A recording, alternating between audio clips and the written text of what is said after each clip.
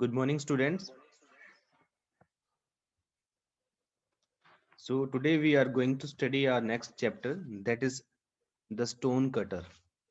So, this chapter we are going to study. Now, let's understand this chapter. Let's warm up first. The people in these pictures seem contented and happy. Can you guess why? तो जो इस pictures में लोग दिखाई दे रहे हैं वो बहुत ही ज्यादा खुश हैं, संतुष्ट हैं. क्या तुम गेस कर सकते हो ऐसा क्यों है?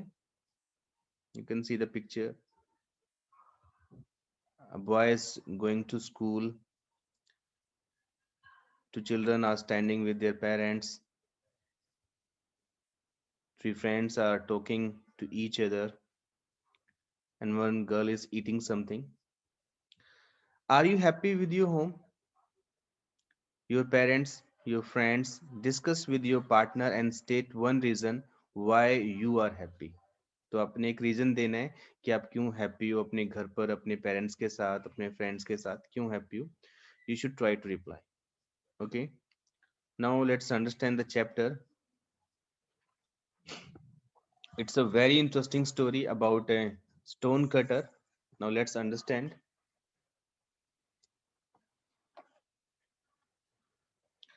Once upon a time there lived a stone cutter. एक बार की बात है, कहीं पर एक stone cutter रहा करता था. Every day he went to great rock in the side of a big mountain and cut one slabs for gravestones or for houses.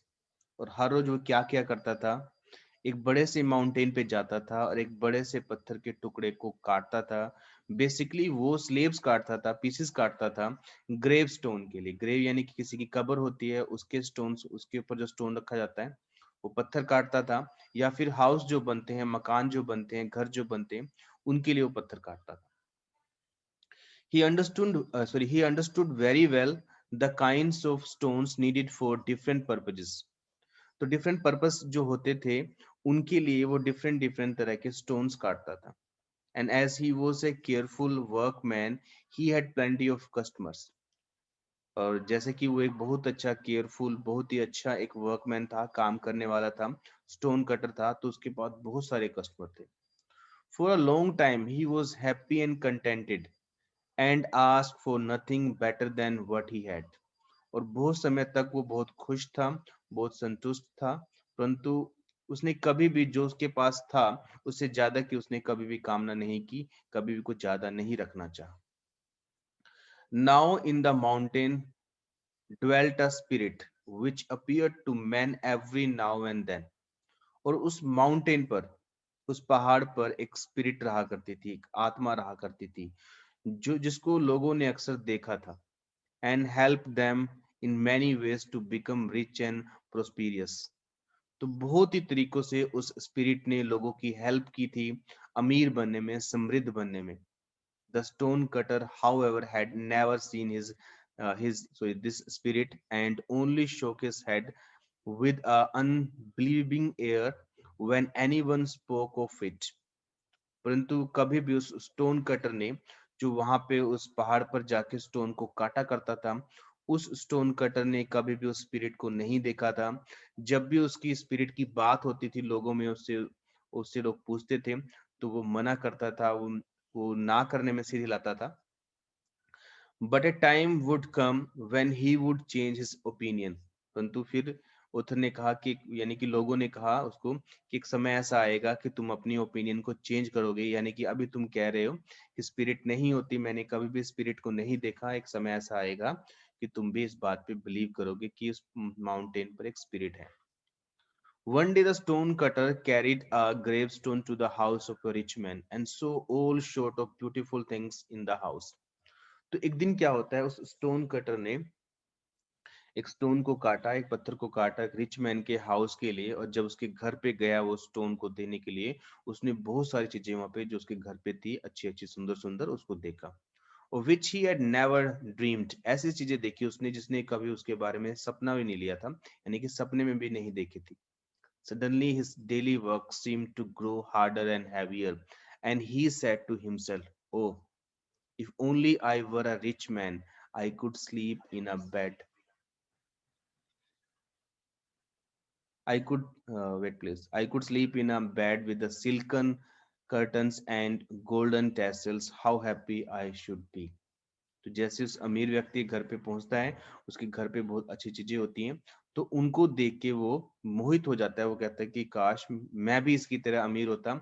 उसको जो अपना काम है ज्यादा भारी लगने लगा, ज्यादा मुश्किलों वाला लगने लगा, और वो काश वो कहता है कि अगर मैं भी इस तरह का अमीर होता तो मैं भी एक सिल्कन कर्टन्स, मैंने कि अच्छे से बेड पे सोता। वहां पे सिल्कन के कर्टन्स होते, सिल्क के बने कर्टन्स होते, गोल्डन लटकन लगी होती गोल्ड की बनी हुई वहां पे, तो मैं भी बहुत खुश होता। तो ऐसा ऐसा वो कामना करता है उस रिच व्यक्ति के हाउस को देख के।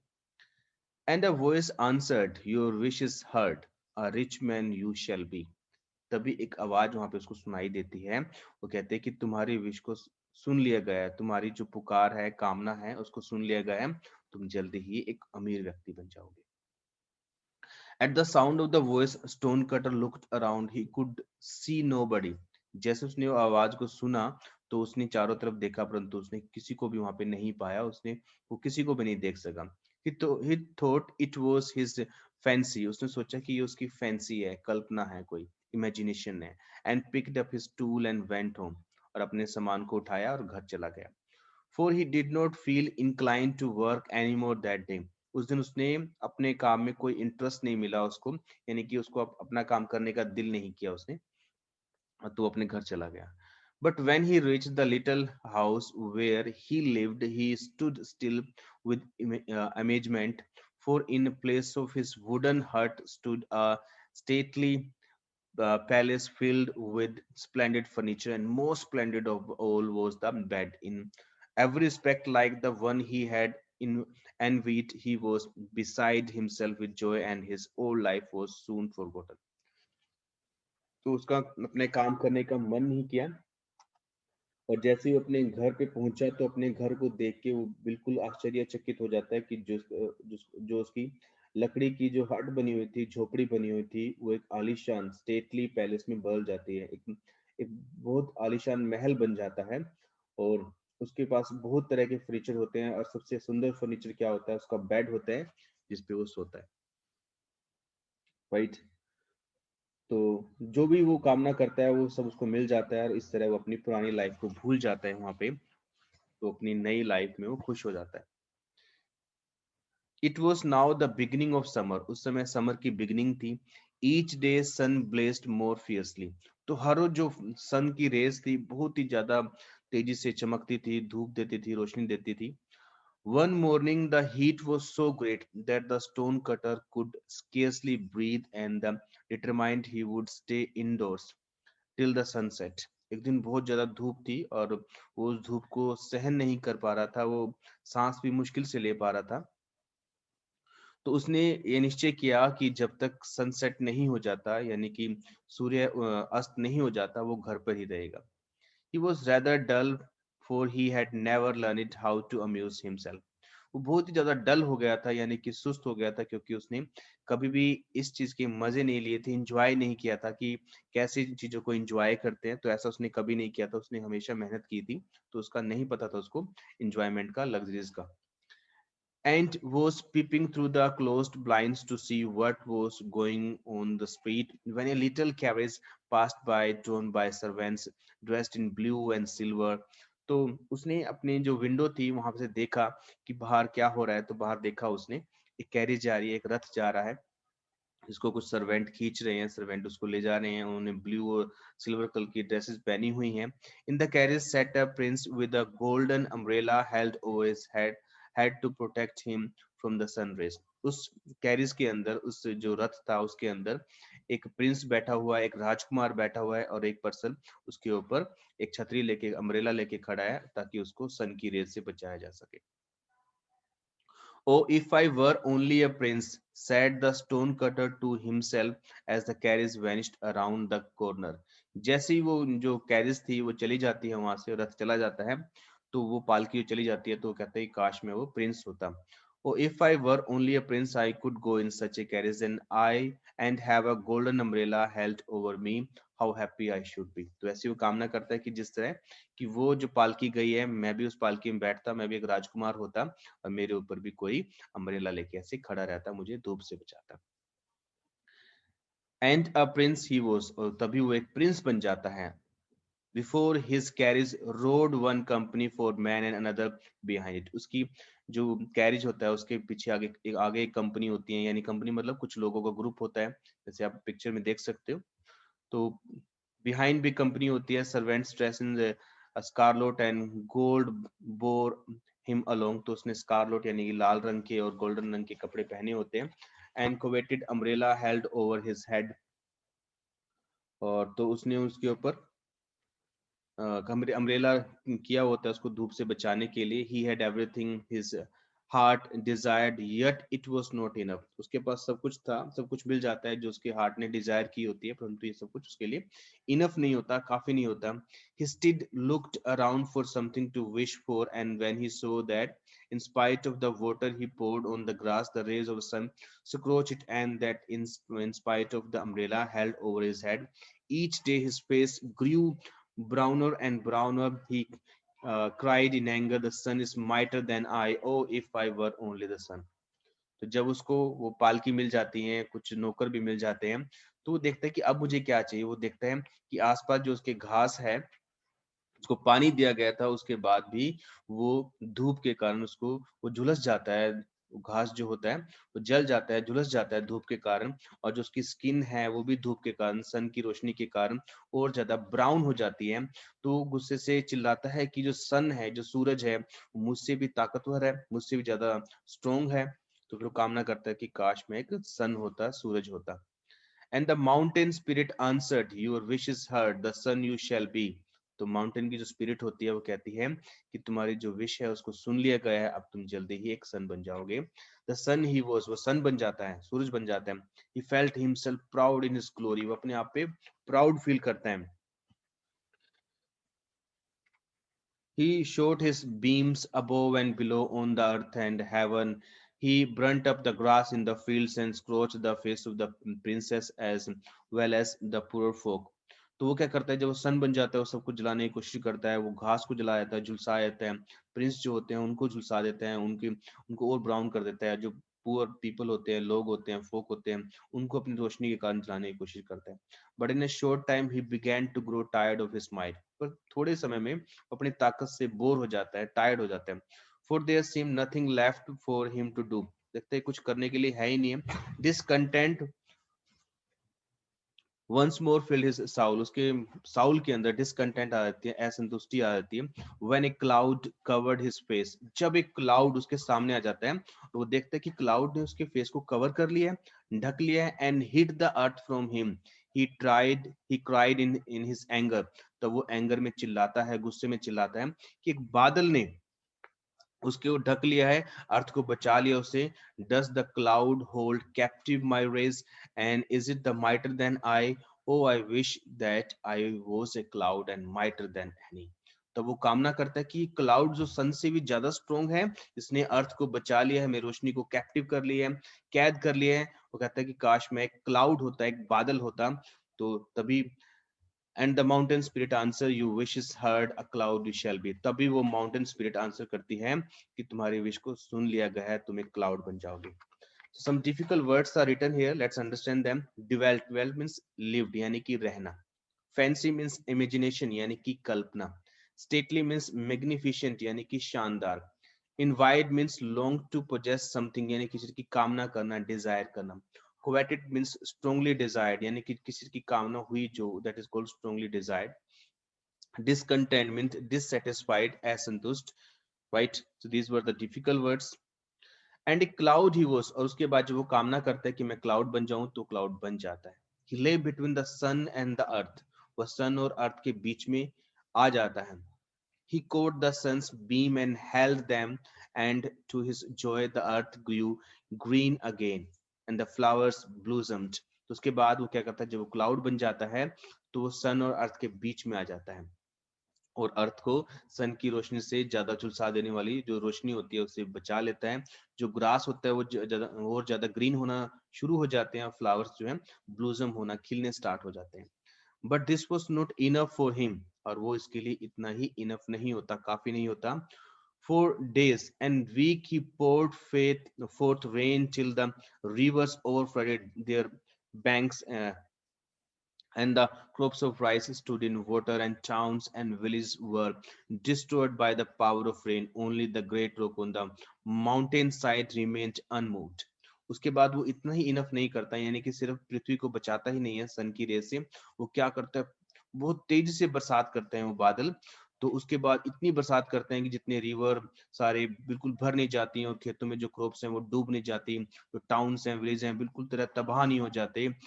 उस तब तक वो बरसात करता रहता है बादल बनकर। और उसके बाद वो देखता है कि जो माउंटेन है, यानी कि वो जो पहाड़ है, सिर्फ वही एक ऐसी चीज है जिसको पानी से बरसात से फर्क नहीं पड़ा, वो वहीं पे ही टिका हुआ है, बिल्कुल नहीं हिला। बाकी सब चीज वो डिस्ट्रॉय कर देता है सिर्फ माउंटेन को छोड़कर।